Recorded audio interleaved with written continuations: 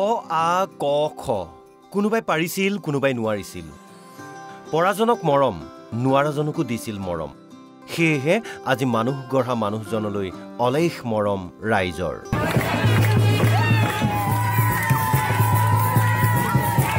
ত্ৰিশটা বছৰে বহু মানুহ গঢ়িলে তেওঁ কোনোবাজন চিকিৎসক হ'ল কোনোবাজন অভিযন্তা হ'ল কোনোবাজন প্ৰতিষ্ঠিত ব্যৱসায়ী হ'ল আন কোনোজনে নিজৰ ভৰিৰ ওপৰত নিজে থিয় হ'ব পৰা হ'ল ক'ব বিচাৰিছোঁ ওদালগুৰি জিলাৰ তামুলবাৰীৰ গৰংপাৰাৰ মানুহ গঢ়া খনিকৰ নিধিৰাম কাকতিৰ কথা এয়া তেওঁৰ বিদায় সম্বৰ্ধনা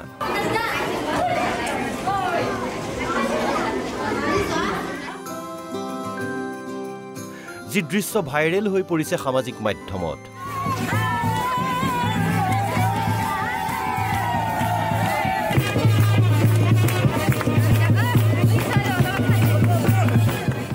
যোৱা ৩১ মাৰ্চত চাকৰি জীৱনৰ পৰা অৱসৰ গ্ৰহণ কৰে ২ নম্বৰ ৰৌমাৰী প্ৰাথমিক বিদ্যালয়ৰ প্ৰধান শিক্ষক নিধিৰাম কাকতিয়ে সেইদিনা প্ৰধান শিক্ষকগৰাকীক অঞ্চলটোৰ ৰাইজে ব্যতিক্ৰমীভাৱে বিদায় সম্বৰ্ধনা জনায়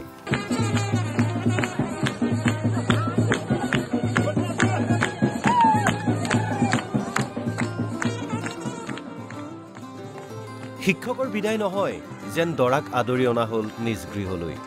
বিদ্যালয়ৰ বিদায় সভা অনুষ্ঠিত হোৱাৰ পাছতেই বেণ্ড পাৰ্টি ঢোল তাল বজাই সমদল কৰি নিজ গৃহলৈ আদৰি আনে স্থানীয় ৰাইজ ছাত্ৰ ছাত্ৰী তথা শিক্ষক শিক্ষয়িত্ৰীয়ে ৩০টা বছৰে বিদ্যালয়খনত শিক্ষকতা কৰা নিধিৰাম কাকতিক মৰম চেনেহ শ্ৰদ্ধাৰে জনালে বিদায় সম্বৰ্ধনা মই সুদীৰ্ঘ ৩০ বছৰ চাকৰিৰ কালৰ অন্তত মই যোৱা ৩১ তাৰিখে মই অৱসৰ গ্ৰহণ কৰিলোঁ অৱশ্যে মোৰ অৱসৰ গ্ৰহণ কৰাত মোৰ যদিও মই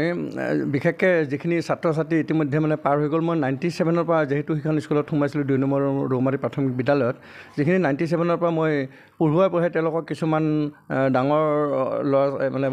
ডাঙৰ মানুহো হ'ল কিছুমানে সেইবিলাকৰ তেওঁলোকে কয় বোলে এটা মোৰ নিজৰ মানে গৌৰৱ কৰাৰ নিচিনা হয় ৰ'দ বৰষুণ বোকা ৰাস্তা খচকি বহু কষ্ট কৰি বিদ্যালয়লৈ গৈছিল নিধিৰাম কাকতি বিদ্যালয়খনৰ পৰা অৱসৰ লোৱা দিনটোত আৱেগিক হৈ পৰে নিধিৰাম কাকতিৰ পত্নীও পোনপ্ৰথমে NB চেনেললৈ মই মোৰ ঘৰত আহি আপোনালোকে ফটো তুলি দিয়াৰ কাৰণে বহুত বহুত ধন্যবাদ জনাইছোঁ তেওঁ এতিয়া হোৱাৰ পিছত তোমাৰ খুবেই ভাল লাগিছে কিন্তু এটা কথা বেয়া লাগিছে যে তেওঁ তাৰমানে বৰষুণ বাৰিষা বতৰত বহুত খোজকাঢ়ি যায় বোকা ৰাস্তা তেনেকৈ হ'লে বহুত কষ্ট কৰি তেওঁ স্কুল ক্লাছ কৰিছে ল'ৰা ছোৱালীকেইটা অলপ আগবাঢ়ি যাওক বুলি তাৰপিছত যিদিনাৰ পৰা মানে তেওঁ অৱসৰ ল'লে সেইদিনা অলপ বেয়া লাগিছে ব্যতিক্ৰমীভাৱে প্ৰধান শিক্ষকগৰাকীক বিদায় সম্বৰ্ধনা দি সুখী অঞ্চলটোৰ ৰাইজ এনেকুৱা যেনিবা তেওঁ শিক্ষক নহয় তেওঁ দৰাহে সাজি আহিছে এনেকুৱা লাগিছে ৰাইজে ইমান মৰম দিছে এনেকৈ দাঙি লৈ আহিছে আমি তেনেকুৱা দেখা পোৱা নাছিলোঁ সৰুৰ পৰা ডাঙৰ হ'লোঁ আৰু তেওঁজন ইমান সন্মানীয় শিক্ষক আছিল বা ভাল শিক্ষক আছিল বুলি কওঁ কাৰণ তেওঁ যদি অকণমান স্কুলত যোৱা দেৰিও হয় তেতিয়া তেওঁৰ স্কুলৰ পৰা ল'ৰা ছোৱালী বোলে নিব আহে ঘৰত বোলে ছাৰ কিয় যোৱা নাই কিয় দেৰি হ'ল এই ক্ষেত্ৰত মই প্ৰথমে NBTVক মই এটা দিছোঁ মোৰ এটা নমস্কাৰ দিছোঁ সেইদিনাখন হৈ আমি ক'ব লাগিব যে তেখেতৰ যিটো বিদায় মিটিং আমি খুব সুন্দৰভাৱে এটা পৰিৱেশ পালোঁ তেওঁ কিন্তু আমাৰ এই সমাজৰ লগত সম্পূৰ্ণভাৱে জড়িত আছিলে শিক্ষক হিচাপেও তেওঁ আমাৰ ইয়াৰ ক্লাব বা আমাৰ সমাজৰ যিটো আপোনাৰ আছে সমিতি আছে তেওঁ লগত জড়িত হৈ আছিলে সঁচাকৈ ক'ব গ'লে একদম বহুতখিনি গৌৰৱৰ বিষয়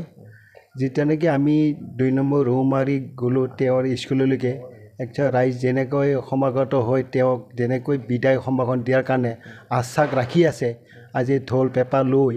সেইখিনি দেখি বহুত মৰ্মান্তিক খুব মানে লাগিছে আমাৰ এই অঞ্চল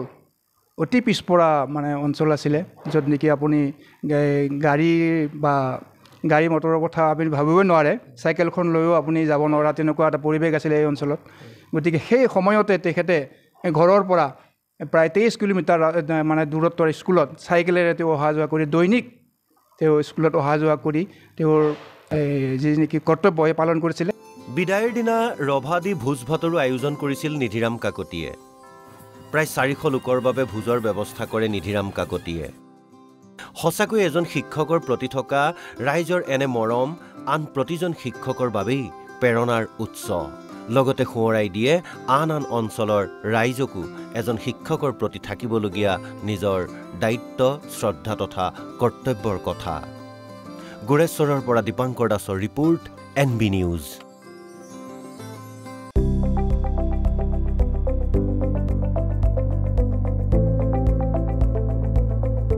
NB নিউজ, সহজ সৰল ভাষাত নৱভাৰতৰ কথা।